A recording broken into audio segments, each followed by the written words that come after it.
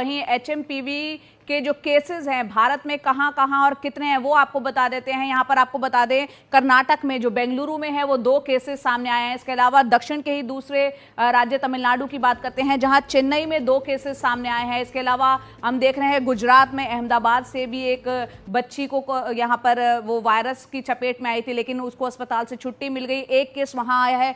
कोलकाता से भी एक केस सामने आया है। तो यहां पर हम देख रहे हैं कि भारत में अब तक जो है वो 6 केसेस सामने आ चुके हैं इस वायरस के। अब साथ ही आपको बता दे रहे हैं कि कौन कौन सी सरकार किस तरह से यहाँ पर अब अलर्ट मोड पर आ चुकी है। इस वायरस का जब से जिक्र हो रही है, चर्चा हो रही है, कर्नाटक सरकार बीमारी को रोकने के लिए हर जरूरी कदम उठाएंगे, ये बयान सामने आया था कर्नाटक सरकार की तरफ से। इसके अलावा तमिलनाडु की सरकार में कहा है, क्योंकि वहां 2 केसेस चेन्नई से आए हैं, कि हालात को हम मॉनिटर कर रहे हैं। दूसरी तरफ अहमदाबाद से केस सामने आया था तो गुजरात सरकार ने जांच के लिए पूरे इंतजाम किए जा रहे हैं, ये बयान सामने आया है। महाराष्ट्र की बात करें तो महाराष्ट्र की सरकार जल्द पूरी डिटेल एक एडवाइजरी जारी करेगी। इसके अलावा आंध्र प्रदेश सरकार बाहरी राज्यों से आने वाले लोगों पर नजर रख रही है, उनका कहना है। ओडिशा सरकार ने कहा है कि हम किसी भी स्थिति से निपटने को तैयार हैं। तेलंगाना की सरकार ने कहा है कि हम अलर्ट हैं, मरीजों की निगरानी की जा रही है। वहीं राजधानी दिल्ली की हम बात करें तो दिल्ली सरकार संक्रमण बढ़ने की स्थिति में अस्पताल तैयार रहे हैं, ये कहना है दिल्ली सरकार का। और राजस्थान सरकार की बात करें तो उनका कहना है कि पैनिक ना हो, डरे नहीं, घबराएं नहीं, एहतियात के तौर पर हमारी पूरी तैयारी है। उत्तर प्रदेश की बात करना बेहद जरूरी है। उत्तर प्रदेश में महाकुंभ भी प्रयागराज में होना है। वहीं यूपी सरकार, स्वास्थ्य विभाग की पूरी तैयारी है, यूपी सरकार का ये कहना है। केरल की सरकार का कहना है कि जो गर्भवती महिलाएं हैं, जो बुजुर्ग हैं, वो मास्क लगाएं। तो अलग अलग राज्यों की सरकारें एक अलर्ट मोड पर आ चुकी हैं, एडवाइजरी भी जारी कर रही हैं और लोगों से अपील भी कर रही हैं। तो यहाँ पर इस वायरस पर बातचीत करने के लिए हमारे साथ खास मेहमान भी जुड़ रहे हैं। डॉक्टर चंद्रकांत लहरिया, जो कि हेल्थ सिस्टम विशेषज्ञ हैं। बहुत बहुत शुक्रिया डॉक्टर चंद्रकांत हमसे जुड़ने के लिए। इसके अलावा डॉक्टर ईश्वर गिलाड़ा महासचिव हैं, वो हमारे साथ कुछ देर में जुड़ेंगे। लेकिन डॉक्टर राजेश पारिक को आप देख रहे हैं, डायरेक्टर हैं मेडिकल रिसर्च जसलोक अस्पताल के। बहुत बहुत शुक्रिया डॉक्टर पारिक, आपसे भी इस पर हम चर्चा करना चाहेंगे। मुझे याद है कि कोरोना टाइम में भी हमने काफ़ी उस वक्त में कोरोना की चर्चा की थी। डॉक्टर राजेश, सबसे पहला सवाल मैं आप ही से जानना चाह रही हूँ। भारत में इस वक्त 6 केसेस आ चुके हैं और इस वायरस को लेकर कई चिंताएं हैं, कई भ्रम भी हैं, आप क्या कहना चाहेंगे? आपने तो बहुत कुछ दिखाया है आपके प्रोग्राम में भी, तो डरने की कोई बात नहीं है। हमारे देश में 6 या 7 केसेस हैं। ये वायरस, जैसे आपने बताया, काफ़ी समय से घूम रहा है दुनिया में, या 24 या 25 साल से। लेकिन जब लोग पुराने ब्लड सैंपल्स को देखते हैं तो शायद ये 1958 से, यानी 60 साल से ऊपर से घूम रहा है। तो इतना सीजनल वायरस है ये, जो हम कहते हैं कि टेम्परेचर सेंसिटिव है। तो ज़्यादा करके ये सर्दी, विंटर में आता है और समर तक जा सकता है, लेकिन वैसे भी पूरे साल भी आ सकता है, लेकिन ज़्यादा करके विंटर में आता है। तो ये इतने साल से घूम रहा है दुनिया में, हमारे देश में। तो हमारे देश में ज़्यादा करके लोगों को इसकी इम्यूनिटी है। वो पूरी इम्यूनिटी नहीं होगी, तो डरने लायक कुछ नहीं है अभी।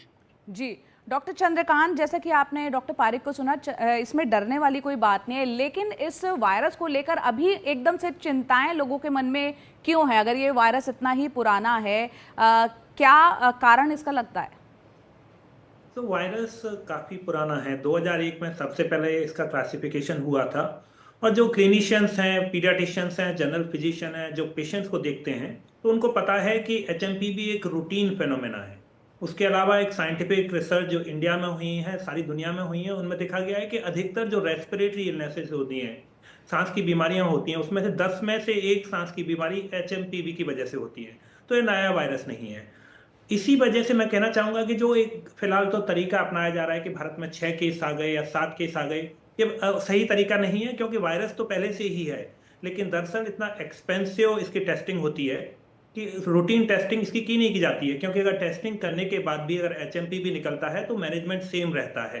तो ऐसी परिस्थिति में टेस्टिंग नहीं की जाती और हम नहीं जानते, लेकिन जब भी टेस्टिंग की जाती है 1 in 10 आता है। एम्स से स्टडी हुई, जिपमर से स्टडी हुई है, तो वायरस पहले से उपलब्ध था। आता हूँ सेकंड पार्ट पे कि क्यों इस पर अधिक चिंता की जा रही है। मेरे ख्याल से ये थोड़ा एक्सेसिव रिस्पॉन्स है जो इंडिया में किया जा रहा है कि दरअसल काफ़ी सारे मीडिया में, बाकी दुनिया में इस पर इतनी अधिक खबर नहीं है, लेकिन इंडिया में जो हमारा रिस्पॉन्स है, जो अप्रोच है, वो थोड़ी सी एक्सेसिव प्रिकॉशन की है, उतनी ज़रूरत नहीं है और इससे लोगों में पैनिक भी आ रहा है। वायरस पुराना है, कॉमन है। एक अंतिम बात मैं कहना चाहूँगा कि यूजुअली देखा गया है कि 5 साल तक की उम्र तक, जब यूजुअली वायरस बच्चों को अफेक्ट करता है, जब तक बच्चे 5 साल के होते हैं तब तक 90 से 95% बच्चों में इसका संक्रमण हो चुका होता है और अधिकतर असिम्प्टोमेटिक रहते हैं। और एक बार संक्रमण हो चुका होता है तो उसके बाद फ्यूचर में कभी एक्सपोजर होता है तो उससे असिम्प्टोमेटिक इलनेस रहती है, इसलिए किसी भी तरह की डरने की बात नहीं हो। अंतिम बात, ये न्यू वायरस नहीं है, इसलिए हम इससे प्रोटेक्टेड हैं।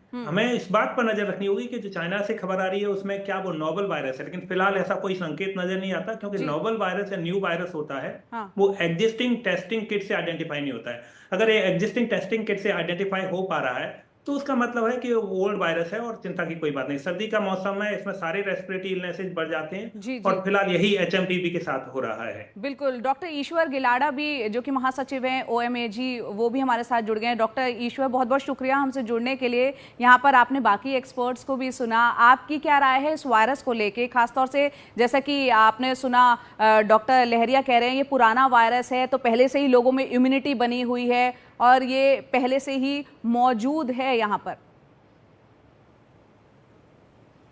ये पहली बार ऐसा लग रहा है कि ये पैनल पूरा कोहेसिव है, सबके ओपिनियन वही है। हम पहले तो बच्चों को डरा देते हैं, लोगों को डरा देते हैं और फिर बोलते हैं कि नहीं, डरने की कोई जरूरत नहीं है। तो जिस ढंग का माहौल फिलहाल बना हुआ है, हर जगह चीफ मिनिस्टर और हेल्थ मिनिस्टर मीटिंग कर रहे हैं, एडवाइजरी इशू की जा रही है। इसमें एडवाइजरी की क्या मतलब, क्योंकि फिलहाल 1-2 सीजन में वायरस आते हैं, ठंडी के मौसम में, और थोड़े वायरस आते हैं बारिश के बाद।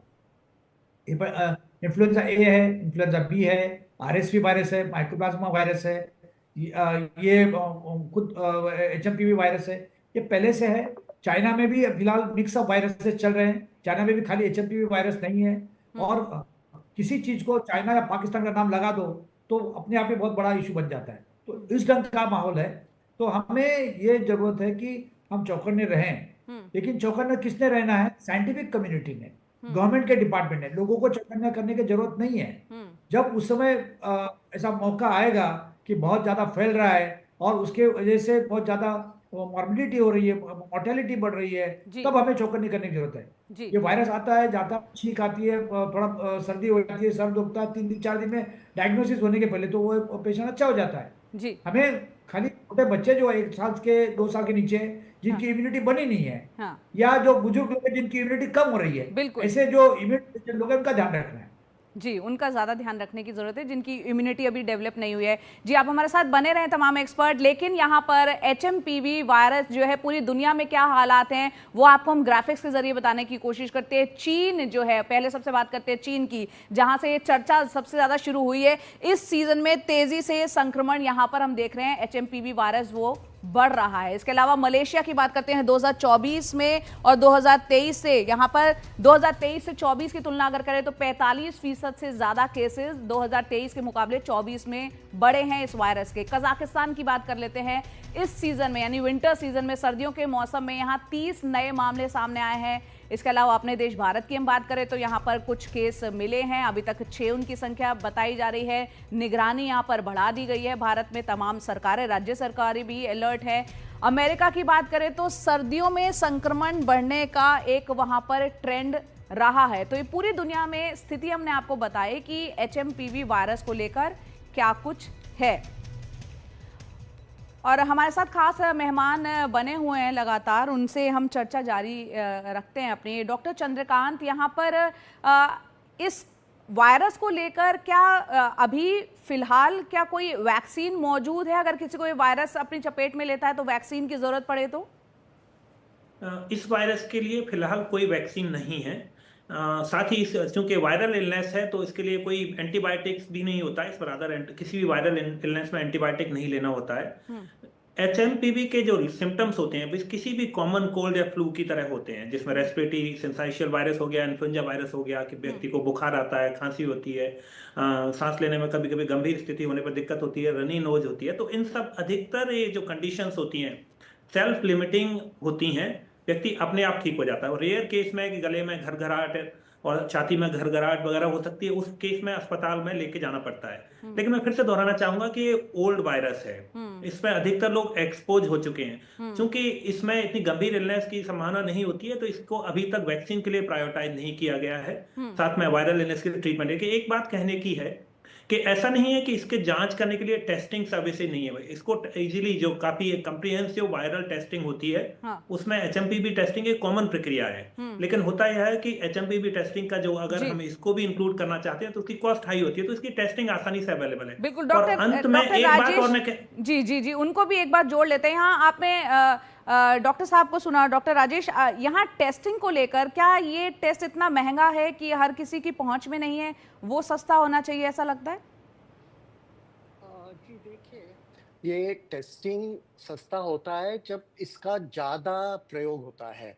लेकिन अभी RT-PCR जो टेस्ट है, जो टेस्ट हम लोग पहले कोविड के लिए करते थे, कोविड-19 के लिए ज़्यादा करके हम सब लोग ने टेस्ट किया है, वही टाइप का टेस्ट है। लेकिन अभी इतना डेवलप हो गया है कि 9-10 वायरस उसमें हम पहचान सकते हैं।